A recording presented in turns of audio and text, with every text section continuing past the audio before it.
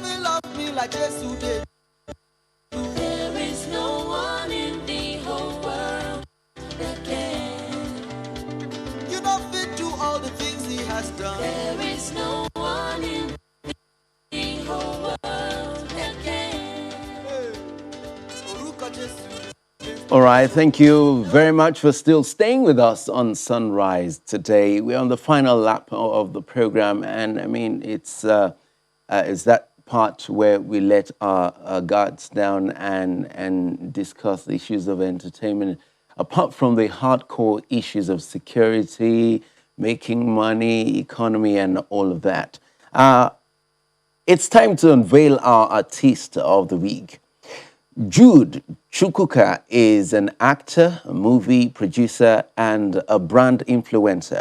He has acted in several movies, including The Delivery Boy, Lockdown, and Timeless, as well as several television series. Jude Chukwuma started his career in 1973 with a drama presentation of Bishop Olubunmi Okoje, who was appointed Archbishop of Lagos far back then. From there, he moved to drama in church, where he was given an opportunity to perform a stage play. The native of Anambra State, who speaks Yoruba fluently, also has acted in several Yoruba movies. The Lagos-born actor has had his primary education at St. Thomas Primary School at Tunrashe in Surulere, so he's a Lagos boy. His secondary education was in Delta State, and his higher institution, high institution he attended was the Federal Polytechnic Ilaro and Yaba College of Technology, where he studied accounting, and he is happily married. So viewers at home, welcome actor and entertainer Jude Chukwuma. You're welcome. Thank you very much. But quickly, I will want to make two corrections. Okay, great. I am not from Anambra State. I am from Delta State. Oh, Delta State. I am from Idumujuboko. Idumujuboko. Uboko. Okay. In Aniocha North local government area of Delta State. Apologies, that must have been... No, I know. However, also, my primary school, my secondary school rather, which was Archbishop Agi Memorial Secondary School, Mushin. I just had a 1-year stint in Delta State. Oh, I see. That is Ekukwabo Grammar School. I see where that I see where that came from. But I just had a 1-year stint in Ekukwabo Grammar School. But my secondary school, Archbishop Age Memorial Secondary School. I'm also a Mushin boy, so... I see. So you're welcome. I'm honored. Let's begin with your looks. Very theatrical. I mean, this is something you would see on stage. I mean, it's sort of... do you think that pigeonholes you in a certain kind of a role? I do not think so. It is not how you look like. It is what your director wants the audience to make you look like before them. That is most important. It is not carrying this face. I'll say something. When I was shooting, when we were shooting this TV series for Urban Life, Castle and Castle, I was having a private conversation with Richard Moffett Davijo. And I said, Jude, I can't look like you to even save Nigeria. You know, he's absolutely. You know, I'm going to pick up on that. He's a clean-shaven guy, you know. Yes. And I told him, do you know it is because I look like this that we can sit on the same set and act? If I had wanted to look fine, I'll be still back on the queue of those guys who want to look spick and span, ties and all that. So it is because I look like this that I have been casted for a major role where we can sit down and talk.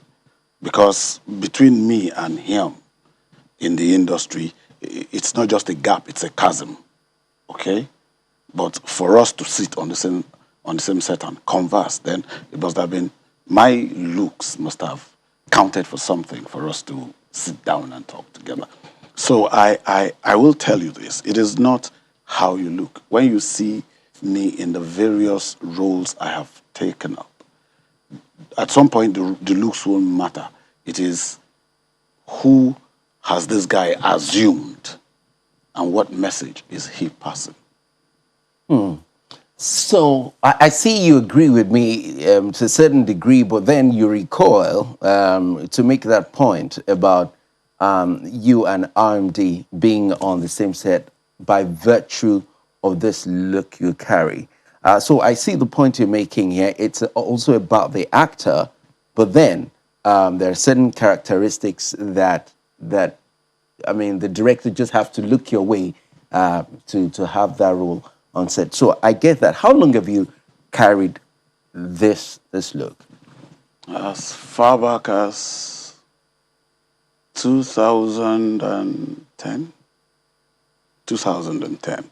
Let me give you That's the 11 genesis. years. Yeah, let me give you the genesis. Absolutely. I was facing very hard times then. Very hard times. I am a Christian. So in that, I just left it in protest. I said, God, if you don't bless me, I won't shave. I won't clean up. More like a wilderness experience. Yes. Yeah, because I mean, and this is on a lighter note, but it's also serious. You appear to me like Moses appeared after his stint in the wilderness. Not just that. I hear some people call me Adam, some people call me Moses, some people call Oh me my. Father Abraham. You know, but the point I was trying to It's make. distinctive. Yes. But the point I was trying to make was, I grew this look in protest, but I did not know God was actually setting me up for a look that will shoot me to a height that I now currently am. So for the looks, it had been very long. It had created bad blood amongst my friends. Why can't you just shave? Are you the only one suffering? Are you the only one? You know, for a while, but now everybody is used to it, and you hear younger actors tell me that I inspire their current look. Even when they don't have the guts to leave the thing flying, you know, they will still do this clean thing and all that. But they will tell me that the beards they are wearing is or was inspired by the way I look, and that's it. All right. So before I leave the matter of the looks, so has this become a signature for you, or is there a possibility that you might get a role that will require that you shave this off? Oh, Would yeah. you take that role? Yes. You know, without casting aspersion on the Nigerian television or film industry now, I was tempted to shave it because most of them want they'll cast you because of the way you look, not because of what you can deliver. So I was afraid they'll make me a stock character. So that way, I was almost tempted to shave it. But I had a conversation with a senior colleague then who was telling me, who says there are no lawyers with beards? Who says there are no doctors with beards? Who says there are no policemen with beards? Who says there are no soldiers with beards? If we don't know anyone, we know Juku. Who says you understand? Who says that? You know, so it is not what you look like currently, but what your director wants the people to believe. And you know, so far I have been able to carry it, because if you watch my role in Ojo's in the House, it's a sitcom. By Ebon Life, you will be like, is this guy? Then you watch me in Ajoche, where I played the dumb chief priest. You will not be able to link both. If you watch Skinny Girl in Transit, where I played this laissez-faire father and all that. So it is not, and You will know it's Jude, but you will not be able to trace that person that you saw in films earlier. You'll just, why? This is a different Jude. And that is where I thank God he has given me success. All right, so let's broaden this conversation. Now, you have sort of found a way to find expression within the industry. And in your case, it's about the looks. It's partly about the looks because you have certain other qualities that justify your position in the industry. Now, talk to me about how easy or difficult it is for entrance into the industry to find expression and find their own place, because I mean it's a creative industry. Well, so everyone who comes into the industry comes with a bag of gifts, natural. but there is a battle of expression and identity. How does that journey happen? First, I do not believe no actor comes into the industry and says, I want to look like this. I'm coming. Because if you at the beginning insist you want to look like this, you may never find expression in that space.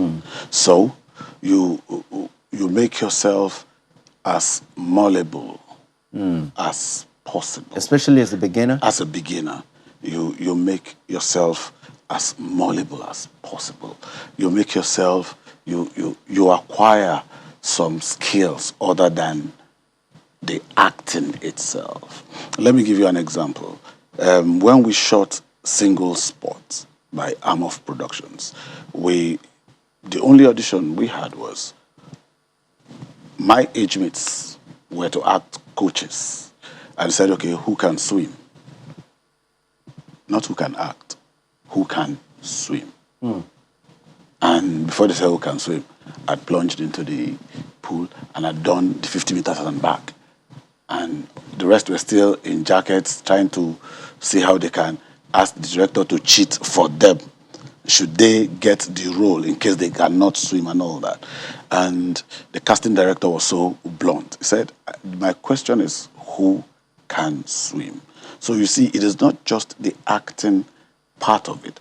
You must bring also some other qualities that are strong, that your role may require, like driving, like learning to play a particular sport very well.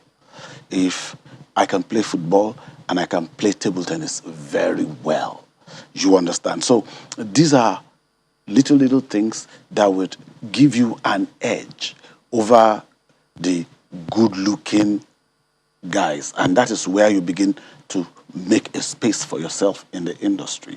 If you can also bike ride, then you have that edge over good-looking guys who cannot ride bikes. You understand? So sometimes the director may prefer, I don't want a double. I want somebody who can actually do it.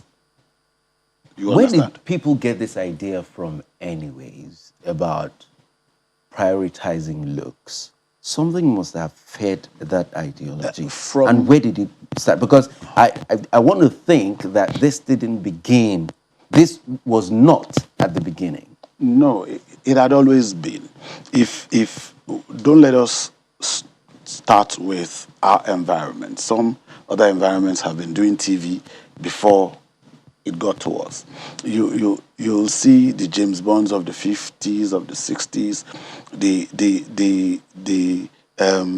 The qualities have been acting and good looks. You understand?